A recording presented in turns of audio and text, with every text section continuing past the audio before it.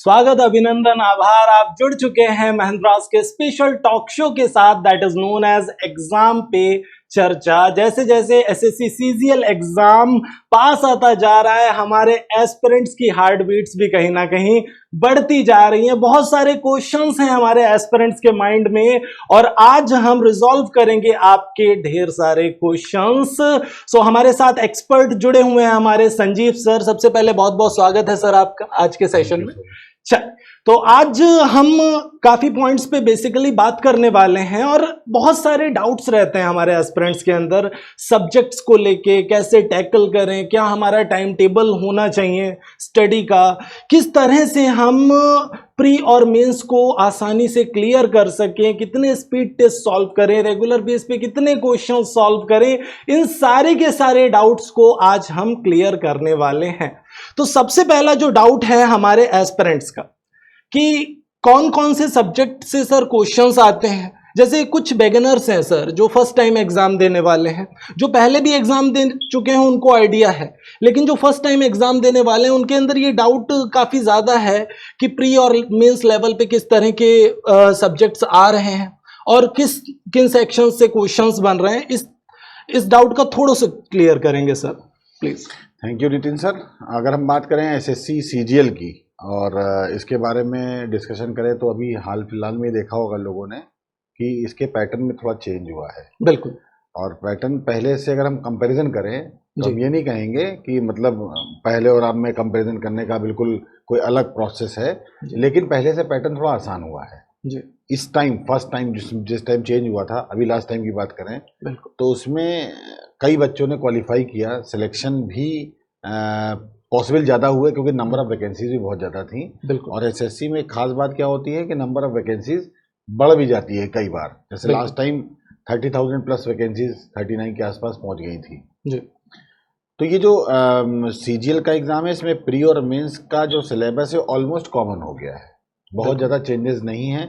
वही रीजनिंग से रिलेटेड जो पोर्शन आपका आता है, इसके अलावा मैथ्स में जिस तरीके से होता है उसमें अब सारे ऑब्जेक्टिव टाइप हो चुका है, तो आसानी हो गई। लास्ट टाइम पर यानी कि जो करंट में भी जो पेपर लास्ट टाइम हुआ था उसमें केवल जो लोग थोड़े से लोगों को एडवांटेज मिला है और थोड़े लोगों को डिसएडवांटेज हुआ, दोनों चीज़ें हुई। वो इस पे हुई कि कंप्यूटर जो एक पोर्शन आया उसमें वो क्वालिफाइंग नेचर का था, लेकिन कंप्यूटर क्वालिफाई करना लोगों के लिए समस्या बन गया, जिसकी वजह से कई लोग जो सिलेक्शन के लायक थे नहीं हो पाए और कई ऐसे लोग जो कंप्यूटर में पहले से मास्टरी किए थे उनका सिलेक्शन हो गया। तो कहने का मतलब है कि हम जब भी एसएससी सीजीएल की बात कर रहे हैं तो उसमें अब तैयारी करने के लिए प्री और मेंस का कॉम्बिनेशन के साथ में अटैच करते हुए हमें सारे सब्जेक्ट जो मैथ्स है, रीजनिंग है, इंग्लिश है, जनरल अवेयरनेस जिसको हम बोलते हैं, हालांकि जनरल स्टडीज़ की बात की जाती है, कंप्यूटर भी साथ ही साथ तैयार करना चाहिए। क्योंकि इसके लिए अब आपको ये टाइम अलग से नहीं लगे, क्योंकि आपको पता है सब आपका ऑब्जेक्टिव पेपर हो गया है, कंप्यूटर बेस्ड है, सारे टेस्ट हो रहे हैं, तो रिजल्ट भी बहुत जल्दी आते हैं, टाइम कम मिलता है।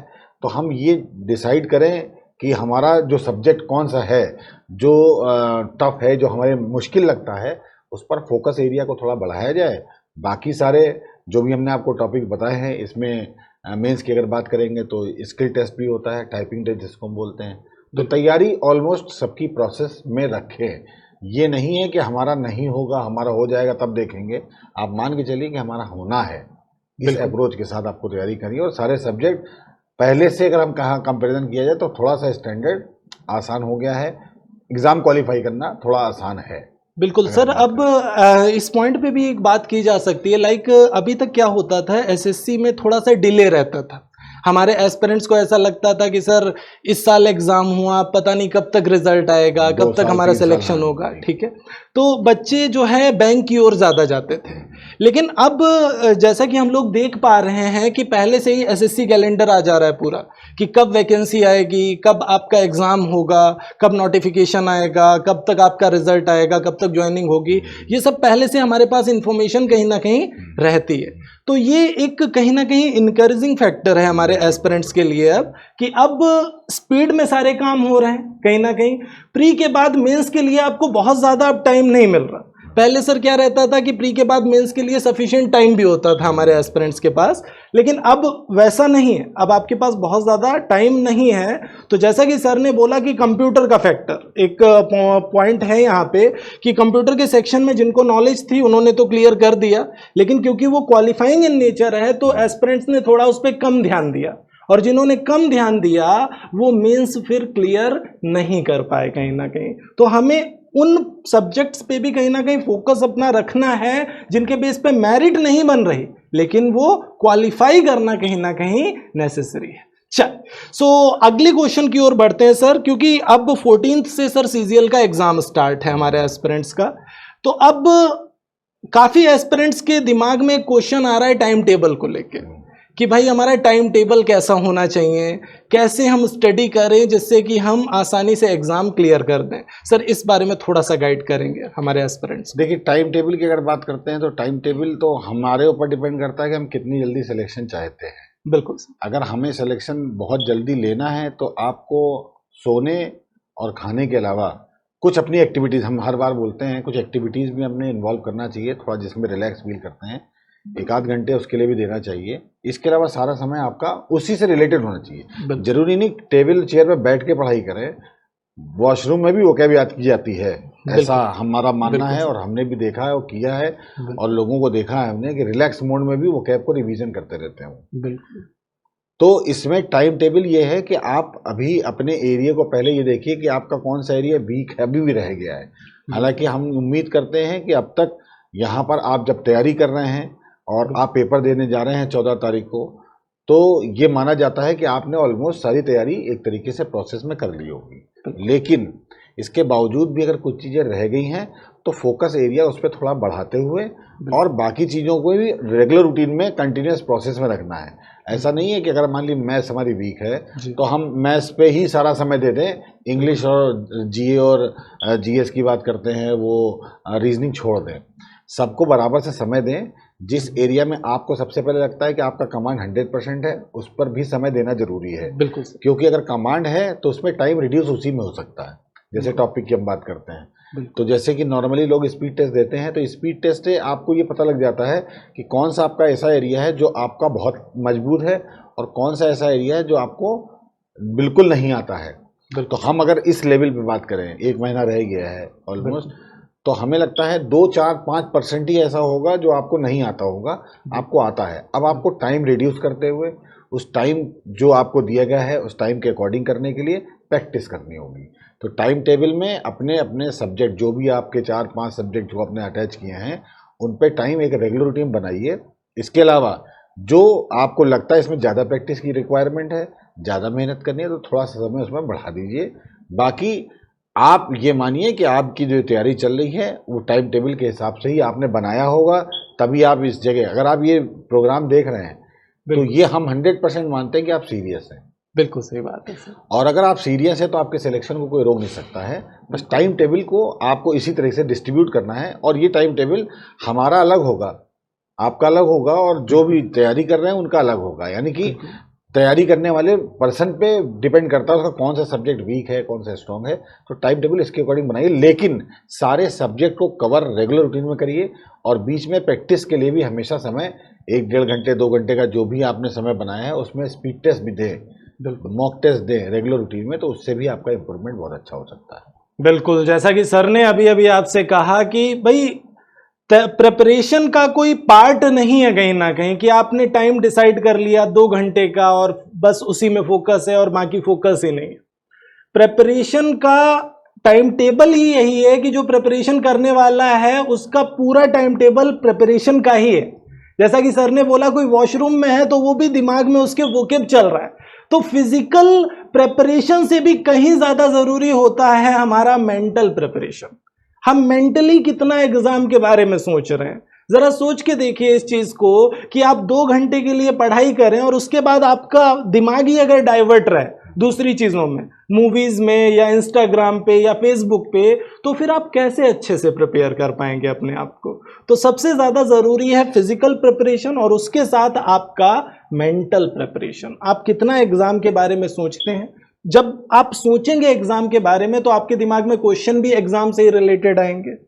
आपके एक्शन भी उसी तरह के होते हैं जिस तरह की आपकी कहीं ना कहीं सोच होती है। ये चीज हमेशा याद रखिए। So thank you sir. अब अगला जो क्वेश्चन हमारे एस्पिरेंट्स का आ रहा है, हालांकि ये क्वेश्चन का जवाब आपके ही पास है अगर आप ध्यान से सोचें और समझें इस चीज को, तो कि भाई प्री के साथ क्या हम मेंस लेवल का भी प्रिपरेशन करें? ये क्वेश्चन हमारे एस्पिरेंट्स का है, तो सर थोड़ा सा गाइड कर देंगे इस बारे में कि क्या प्री के साथ मेंस की भी तैयारी करनी चाहिए या पहले प्री की ही करें उसके बाद मेंस की तैयारी करें? देखिए, जिस तरीके का मॉड्यूल पेपर का हो चुका है जी सर, उसमें जो भी आप सब्जेक्ट, जो भी आप पढ़ रहे हैं, जो भी टॉपिक पढ़ रहे हैं, उस सब्जेक्ट में ऑलमोस्ट कॉमन हो चुके हैं। बिल्कुल सर। तो अगर ये देखा जाए, कुछ हो सकता है स्टैंडर्ड में थोड़ा डिफरेंस हो जाए, डीआई वगैरह रिलेटेड क्वेश्चंस ज़्यादा हो जाएं, कम हो जाएं, इससे हो सकता है। अदरवाइज आप तैयारी कर रहे हैं तो मैथ्स पढ़ना है, ये मान के चलिए। और मैथ्स का मतलब फिर मैथ्स है, फिर अर्थमेटिक भी है, और उसमें अगर एडवांस मैथमेटिक्स है तो वो भी अप्रोच करनी है। रीजनिंग पढ़ रहे हैं तो सारा कॉमन ही ऑलमोस्ट है। तो अगर हम बात करें तो प्री और मेंस में बहुत ज़्यादा डिफरेंस एक तो समय का रहता नहीं है। तो ये तो मान के चलना है कि आपको केवल प्री तो देना नहीं है, बिल्कुल आपको मेंस भी देना, और ये पॉजिटिव एटीट्यूड बना के चलना है कि हमारा प्री अगर हमने दिया तो हमारा प्री 100% निकलेगा। हमारी केवल साइकोलॉजी इतनी होने से कि हमारा सिलेक्शन होगा, इस सोच के साथ जब आप तैयारी करते हैं तो तैयारी में मज़ा आता है, और समय का आपको कभी भी ज्ञान नहीं होता, समय कितना निकल गया पता नहीं रहता। तो इसलिए हमारा ये मानना है प्री और मेंस का कॉम्बिनेशन साथ का है, क्योंकि दोनों के जो सब्जेक्ट हैं और जो टॉपिक्स हैं उसके अंदर वो ऑलमोस्ट कॉमन है। तो हमें तैयारी कुछ एडिशनल नहीं करनी है, तो तैयारी प्री और मेंस का कॉम्बिनेशन सेम है। और ये सोच के तैयारी करिए कि प्री निकलना है, और उसके बाद हाँ जो अलग हो जाते हैं, जैसे हमने बताया टाइपिंग स्पीड है, उसको भी पैरेलली अप्रोच करिए आप, क्योंकि वो एक दिन में नहीं आएगी। इस बार हमने देखा था जो कट ऑफ गया था, जो एरर थी स्पीड, जो स्किल टेस्ट हुआ था, 5 और 6 और 7 गलतियों तक की एरर मानी गई थी, इसके बाद सबको रिजेक्ट कर दिया, यानी कि निगेटिव हो गया। तो आपको इस पर भी ध्यान देना, और ये एक दिन में हो नहीं सकता। तो इसकी प्रैक्टिस आज से ही अगर कर रहे हैं, पहले से अच्छी बात है, नहीं कर रहे हैं तो आज से ही अपने प्रोसेस में लाइए। और दूसरा कंप्यूटर के बारे में, चूँकि ये डिफरेंट हो जाएगा, तो इसकी भी तैयारी अपने आप में रेगुलर रूटीन में करते रहिए। बेस्ट तरीका यही है कि आप रेगुलर रूटीन में अगर प्री और मेंस का कॉम्बिनेशन बना के चल रहे हैं, पॉजिटिव अप्रोच के साथ चल रहे हैं, तो आपके सिलेक्शन के चांसेस भी उतने ज़्यादा बढ़ने जा रहे हैं। तो कोई डिफरेंस नहीं है। सिलेबस की अगर पॉइंट ऑफ व्यू से बात करें, सब्जेक्ट के पॉइंट ऑफ व्यू से बात करें, तो तैयारी अपनी प्री और मेंस का कॉम्बिनेशन बना के ही करिए, और सिलेक्शन 100% पॉसिबल हो सकता है। बिल्कुल, सर ने वैसे आंसर कर दिया इस क्वेश्चन का। अभी एक क्वेश्चन और हमारे एस्पिरेंट्स का आ रहा था कि प्री और मेंस के लेवल में क्या डिफरेंस होता है। जैसे जिस बच्चे का ये क्वेश्चन था क्या प्री और मेंस की एक साथ तैयारी करनी चाहिए, अब उसी बच्चे ने ये क्वेश्चन पूछा कि प्री और मेंस के लेवल में क्या डिफरेंस है। देखो, दिमाग में उस बच्चे की भी कहीं ना कहीं चल रहा है कि हाँ प्री और मेंस की साथ में ही करनी चाहिए, क्योंकि बीच में ज्यादा टाइम है नहीं। ठीक है, तो अब लेवल की अगर हम बात करें, जैसे रीजनिंग के लिए हमारे सर आपको पूरी तरह से गाइड कर पाएंगे उस पॉइंट पे कि रीजनिंग का सिलेबस क्या डिफरेंस हो जाता है एंड सो ऑन। बाकी अगर मैं इंग्लिश के पॉइंट ऑफ व्यू से सर बात करूं, तो मुझे नहीं लगा कि बहुत ज्यादा सिलेबस कुछ चेंज हो गया प्री से मेंस में। मीन्स रीडिंग कॉम्प्रिहेंशन पहले भी आता था, इस बार भी आ रहा है, वोकैब से रिलेटेड क्वेश्चन पहले भी आ रहे थे, अभी भी आ रहे हैं। तो कुछ खास मेजर चेंज देखने के लिए मुझे स्टैंडर्ड का डिफरेंस हाँ बस हो सकता है, अदरवाइज कोई चेंज नहीं होता। बिल्कुल, अगर इसकी बात करें हम तो बिल्कुल सही है। बिल्कुल। सो अब आगे बढ़ जाते हैं हम लोग। एक क्वेश्चन आता है स्पीड टेस्ट। सर एक डाउट रहता है हमारे बच्चों का कि सर हम क्या प्रीवियस ईयर पेपर्स की कोई बुक ले लें और उससे प्रीवियस ईयर पेपर सॉल्व करें, या फिर हम स्पीड टेस्ट दें उससे सॉल्व करें, ज्यादा अच्छा कौन सा मीडियम है, या फिर हम दोनों ही करें, previous year paper plus speed test दोनों ही करें? सर इसके बारे में थोड़ा अगर हम बिल्कुल सही है, आपने बिल्कुल अच्छा क्वेश्चन पूछा है। प्रीवियस ईयर पेपर से आपको आइडिया लग जाता है कि एक्चुअल में पेपर का जो स्टैंडर्ड है वो किस तरीके का आ रहा है। बिल्कुल, और चूंकि वैरायटी ज्यादा कवर करनी है इसलिए स्पीड टेस्ट होता है। बिल्कुल, क्योंकि प्रीवियस ईयर तो फिक्स हो गए, जितने साल के एग्जाम हुए वही तो लगा पाओगे, उसके बाद तो खत्म हो जाएगा वो। इसके अलावा क्या करें, केवल उतने से तो काम चलना नहीं है। जी सर। तो इसके लिए स्पीड टेस्ट में क्या होता है, प्रीवियस ईयर जो पेपर्स होते हैं, तो हमारे जो स्पीड टेस्ट बनते हैं उन्हीं को बेस बनाकर और वैरायटी कवर की जाती है।